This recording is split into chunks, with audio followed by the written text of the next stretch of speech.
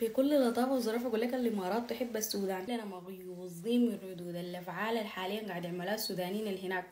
أنا طلعت في فيديو قلت أقعد يا جماعة والمعايش جبارة، في ناس أصلا مشت، في ناس أساسا عندها مشاريع واستثمارات من زمان هنا.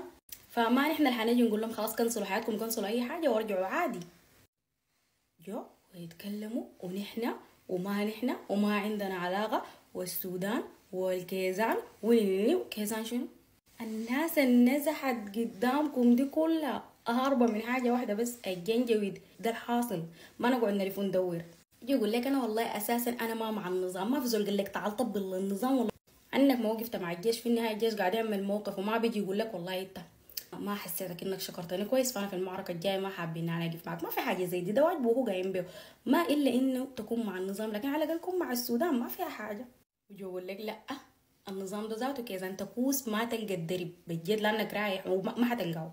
لانه عادي انه انت تكون ما مع النظام، سواء الحالي سواء الفات سواء اي نظام تاني، لكن تكون مع بلدك ما فيها حاجه. لكن انت تتخذ موقف بضرها دي كده فيها حاجه. وبالله بطلوا نظام تستخدموا اسلوب الحياديه عشان تغطوا على توجهاتكم الخاصه اللي اصلا بتخدم مصالحكم الشخصيه. الحرف في السودان معروف نحن قصدنا منو، هنديل الجنجويد وهنديل نحن وهم قصدهم نحن.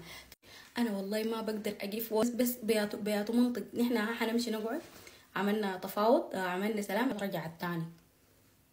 وغير كده يعني انت هسي حاليا بتمشي تطبل وتصفي وتعمل لف لناس، في نفس الوقت اللي حصلت فيه مش مصيبة كبيرة، مش مشكلة، مصيبة كبيرة.